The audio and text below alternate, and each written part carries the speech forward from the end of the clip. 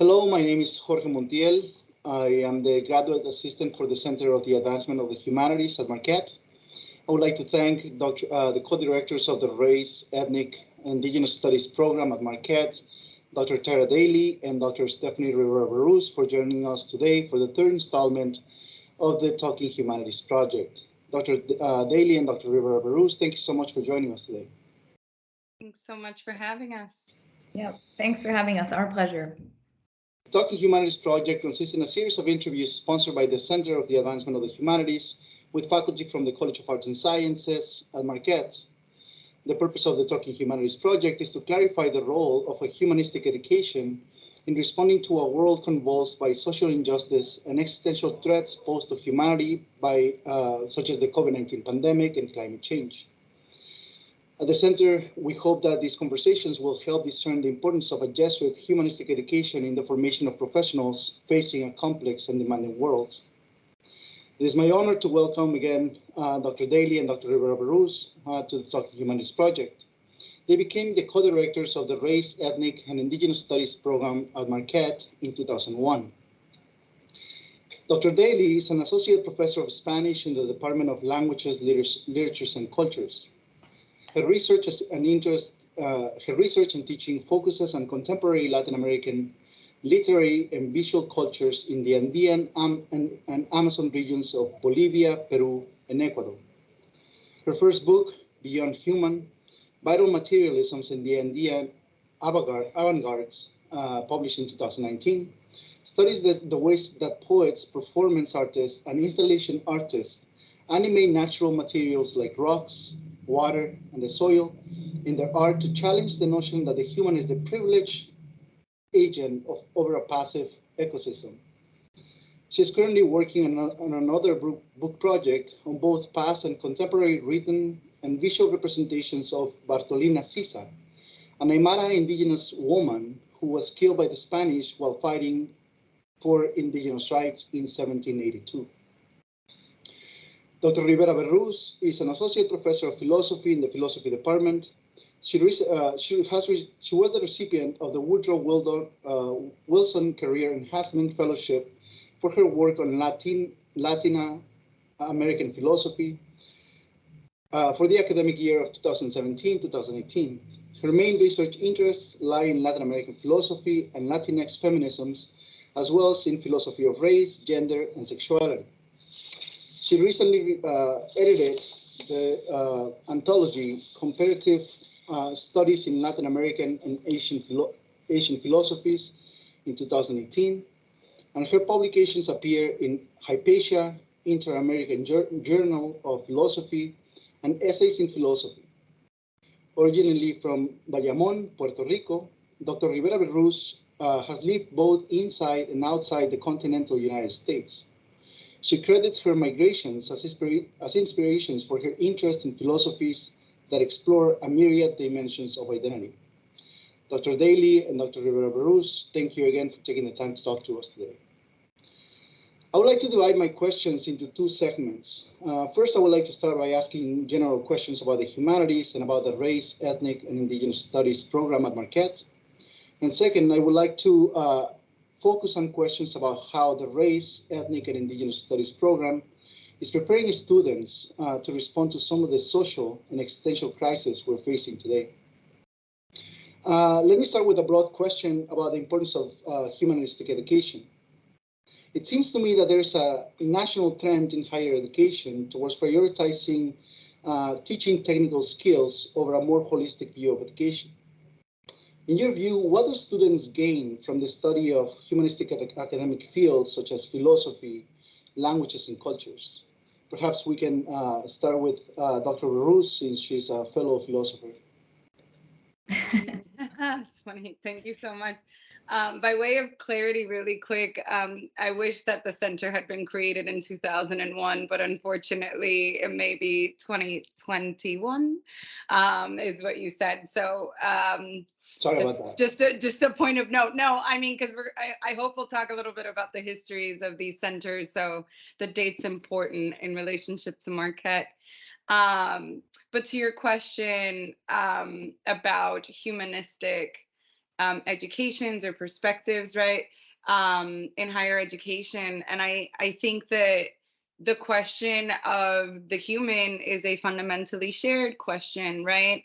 Regardless of whether you're interested in technologies of science, if you're interested in math, right? Whatever your interests might be, even if they might not be considered in the humanities, we do share a common experience of being human, right?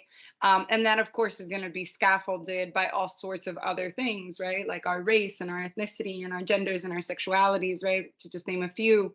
But there is something really fundamental about that shared experience. And as a result of that, I think it's why it's so important that we ask questions about who is the human, right? And who gets to participate in that project.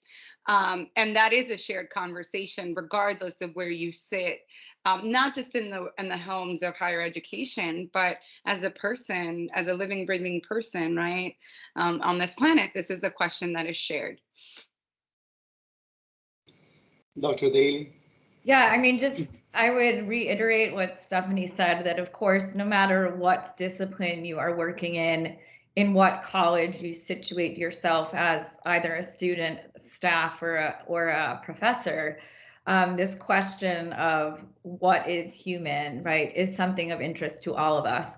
I think the university system, especially in the United States, has become neoliberalized to a degree in which students, and particularly undergrads, rather than getting an expansive education, right, spending 4 years expanding their minds, really doing deep inquiry into the human condition, they are increasingly tracked and professionalized in a 4-year period prematurely. 4 years, this is 4 years of your life as an undergrad where you come to learn how to think critically as a human being, to think critically both in the context of this university, the nation, the globe, right? And so you have all the rest of your life when you get out of undergraduate institution to become professionalized. And I think, the humanistic education sets you up for your whatever profession you choose, but it also really gives you this foundation to become a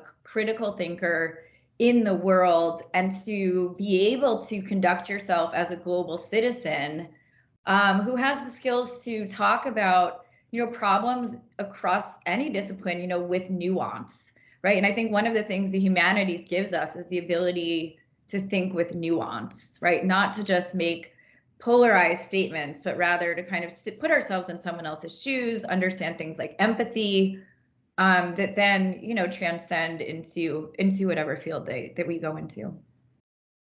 Thank you. I meant to say in my introductions, I meant to say that you all became the co-directors in 2021. Okay. I'm sorry. I would have loved. We're not that old, not that old. Yeah. So, but to the question though, what can you give us a sense of the history of a brief, perhaps, history of how race, ethnicity, and indigeneity became field of research, both in academia generally, but also if you can tell us a little bit about the history of how the Race, Ethnic, and Indigenous Studies program became a program of study here at Marquette. Okay, I mean, I can start with the longer kind of global history of, or REIS, Race, Ethnic, and Indigenous Studies in the US context, grew out of the civil rights movement. So the 1960s, Martin Luther King, civil unrest, protests, and student and worker movements, right? So it was really a project that grew out of activism. And that same type of activism that we saw in the 1960s, right? We've seen other moments of that across history, most recently with the Black Lives Matter movement, and also with feminist movements that have really sprouted up all over the world, but particularly in Latin America. And so really student demand is what led to race, ethnic, and indigenous studies programs in the 1960s. And, then we have moments like when Kimberly Crenshaw in the 1980s really planted the idea of intersectionality, which, looked at things like, all right, if we were going to talk about the experience of Black women, right, they're kind of, those experiences are lost within the feminist movement, but they're also lost, right, within maybe the civil rights movement, because Black women get kind of subsumed under Black men. So what do we do with those voices? And I think, as history has shown, right, more and more voices are being included in the constitution of knowledge and the telling of history. And so kind of globally, I think critical race, ethnic, and indigenous studies is like just getting underway in a lot of senses. And I think maybe Stephanie can talk about the Marquette history. Yeah, I mean, dovetailing with the story of activism, and I would say this is probably true of a lot of higher education. Change doesn't happen unless students demand it. And so really the history of the study of race, ethnic and indigenous studies at Marquette commences with student activism that makes the possibilities of something like Africana studies possible in the 90s. And we slowly start aggregating small little nodes or programs across the university over, I would say, a long period of time. And then if we kind of accelerate the clock a little to the pandemic, the wake of the murder of George Floyd, all forming kind of a hotbed of activism in Milwaukee, but also in particular putting pressures on the university to respond to a racial culture that is highly problematic. And so I wouldn't say it's any one thing, but probably a combination of all of those things that finally made the administration sway in the direction of giving us resources in order to be able to arm this center a year ago. So here we are. But that's not to say that this hasn't been part of a longer threaded history of fights that students have been at the forefront of pressures that faculty members have been at the forefront of, even if they're not necessarily legible or there's no archive of them, as that's also not an accidental feature, right? For it to look like we just kind of sprouted up out of nowhere, even though we really didn't. And so, but here we are. So in short, brief history of how we kind of came about. And so, yeah, we took over last year, or we started and took over, I guess, and are in a 3-year term. So this is the beginning of our the end of our first year. There we go. It feels like we've been doing this much longer. Great, thank you. I would like to move now to questions about some of the social and existential crises we're facing today, and how programs such as the Race, Ethnic, and Indigenous Studies at Marquette is preparing students to confront some of these social and existential crises. In the past few years, we have seen an eruption of social movements, such as Dr. Daly, you were mentioning the Black Lives Matter movement. But at the same time, we see the eruption of counter movements, for example, against teaching critical race theory. In your view, what is the importance? Why is it important for students to know the history of racial injustice? And how is the Race, Ethnic, and Indigenous Studies program at Marquette preparing students to address the history of racial injustice? So this question has two parts. Perhaps we can start with Dr. Daly, and Dr. Rivera can continue. Yeah, okay. So I think in terms of critical race theory, again, Kimberly Crenshaw is the one who kind of planted what critical race theory was, which, now critical race theory has recently become kind of co-opted by conservatives in the United States out of a position of fear, out of a position, I think, of shamefulness, of kind of arrogance and about really fear of being threatened, right? That their sort of one history is going to somehow be eradicated. And again, going back to the idea of expansion, like what I see critical race theory as saying, you know, there are many voices at the table. There are many different embodied experiences of history in this country and the present in this country. And all that critical race theory is trying to draw attention to is this multiplicity and kind of plethora of perspectives. It is not trying to threaten, right? That dominant cultures are not under threat, right? Unfortunately, right, by nature of being dominant cultures, they're not, you know, they're not going to suddenly disappear. The white man is not going to disappear. It is more just saying, can there be many voices, right, in the classroom? Can there be multiple perspectives on history? So I think, you know, to the second part of the question, it is the most opportune time of ever for there to be critical race, ethnic, and indigenous studies programs at universities.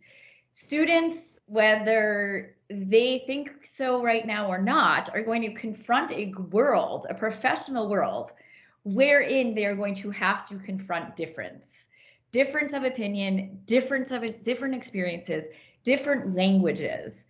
And you know, we want to give students the tools to have difficult conversations, right? They might feel uncomfortable, but they're going to kind of come out of those conversations as a more informed, again, more nuanced citizen in the world. And I think more democratic, right? Democracy is about representation, right? About kind of everyone being seen. Steph, I don't know. Want to jump in? I mean, you hit the nail on the head. I would just add that I think one of the kind of central ways in which we think about critical race, ethnic and indigenous studies is that it is the perspective of what history actually is and has been, right? It's just not the story we like to tell. So when we're thinking about what it means to prepare students to have those difficult conversations, it's not just being able to prepare them for those conversations.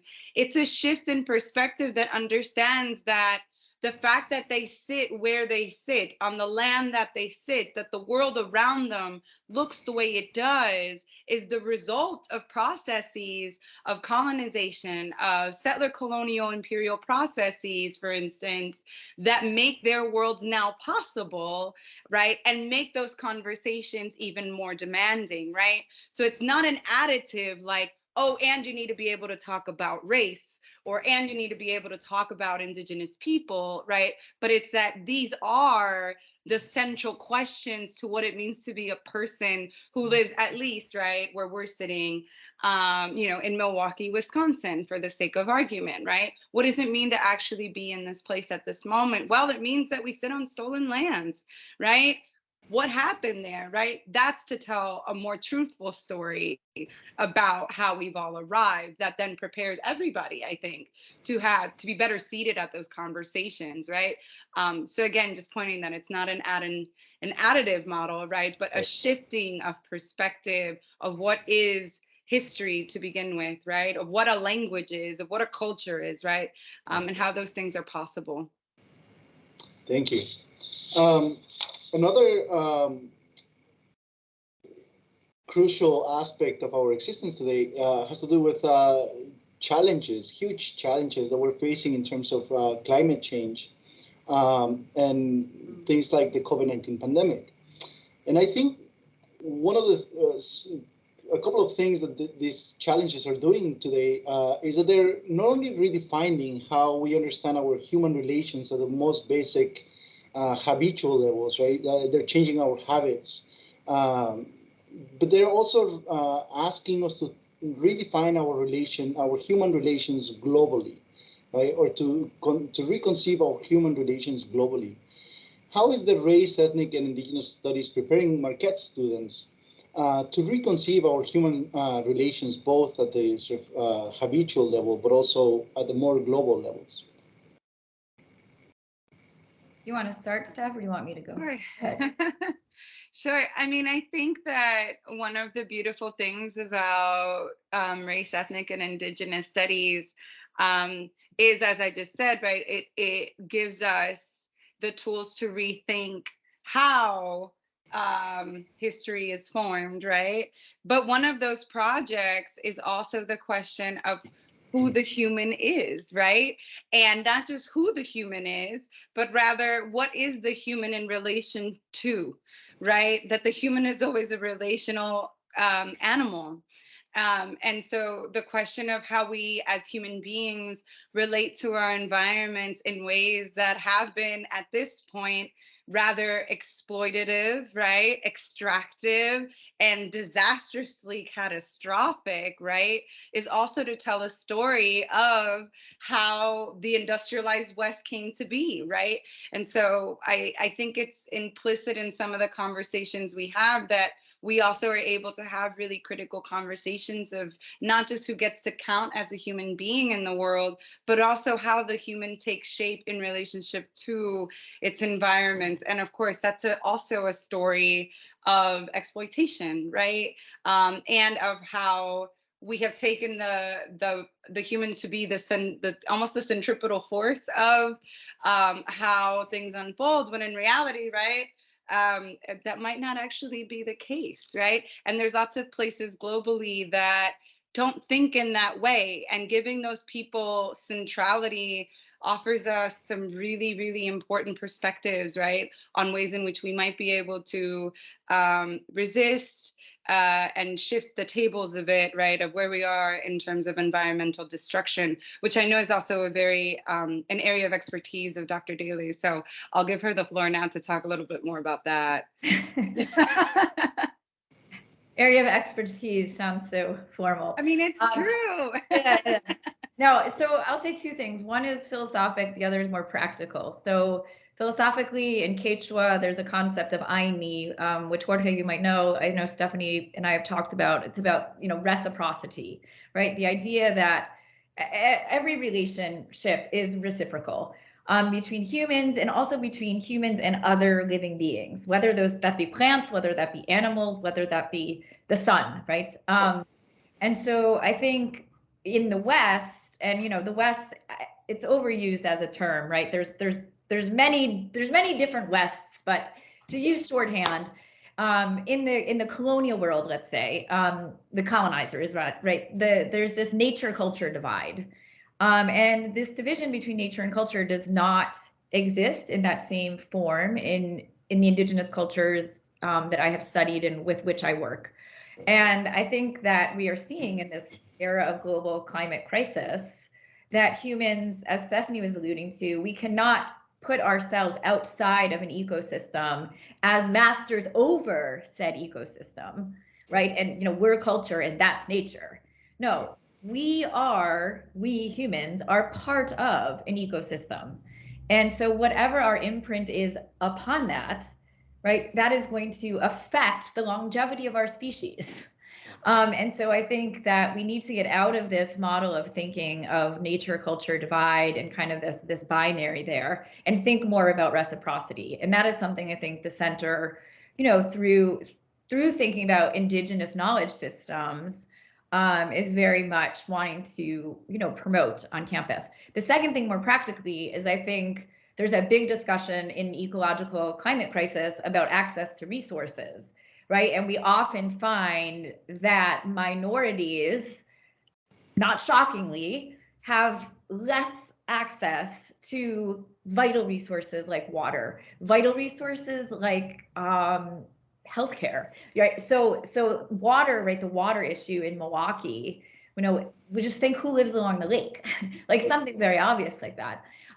So I think again, like our center wants to link, the positionalities of race, ethnic, and indigenous subjects to access to resources, and let's look at that. Let's look at how that has been uneven historically. Thank you. Yeah, this is you're giving us a lot to think about. One of the you both of you became the directors or the co-directors of the Race, Ethnic, and Indigenous Studies recently, particularly during a time of much uncertainty about the future. Now if we add the war in Ukraine, we don't know what the geopolitical future is going to look like. We're living at in times which are where we're very uncertain about the future, both immediate and the long-term future. What is your vision for the race, ethnic, and indigenous studies program at Marquette? Well, I think, Jorge, that out of times of crisis and catastrophe, it's a moment of rupture, right? And so I think, despite the fact that it's taken so long, right, and it's taken so much invisible labor, as Stephanie mentioned, on the backs of students and faculty and staff who've been pushing for this for decades. I think the center is in a really great position to thrive. And if Stephanie and I didn't think that, we wouldn't have taken this position on. And we want to, in the cliche terms of Marquette, so you can edit that, be the change to make this center actually live long into the future. However, that is only contingent and is only going to be possible by the continued activism of faculty, students, and staff to make sure more faculty are hired to serve the students who are coming to Marquette. And as we all know, the population of students has shifted. We are becoming a Hispanic serving institute. We need to serve those students, and we need to give them role models, professors in the classroom that look like them, speak like them, sound like them, hear them. And so that future is uncertain, but I think that future is something that Stephanie and I are going to fight for in terms of resources. And so hopefully it will thrive right into the long future. Yeah, that was so beautiful. I would just add that, I think futural thinking for me is so hard to begin with, right? It's such a privilege to think about having a future, right? In and of itself. But I think that utopic visioning, I think for me at least, and I think I'm going to speak for Tara here also, is that our role as directors, the livelihood of this entity, right? Whether it continues being called a center, it grows to a program, whatever ways it takes shape or form, has longevity beyond our bodies, right? So let it be the case that there's always going to be a role of a director for something like this at this institution, right? And that person won't have to fight the battles we had to fight in order for that longevity to be sustained, right? And let those types of things be possible, is how I kind of like to think about it, right? Such that eventually race, ethnic, and indigenous studies is part of the core of the curriculum at Marquette University, such that every student that walks through the doors of this institution will know and will have to know, right, what critical race, ethnic, and indigenous studies is, right? And not just know about it, be able to articulate themselves in relationship to the problems and the challenges that we pose, right? Because as we said, these are humanistic problems. They are shared problems of what it means to be a living, breathing human being today, right? So I would just add. Thank you. This is great. Thank you so much for the opportunity to talk today. I've really enjoyed hearing you speak, and I wish you the best in your positions as co-directors of the Race, Ethnic, and Indigenous Studies program. It was a really thought-provoking conversation, so thank you so much. Thank you so much. This was great fun. We're always happy to talk about. Happy to talk. Studies. 707. Yeah, 707 Hub, 4th floor. Come find us.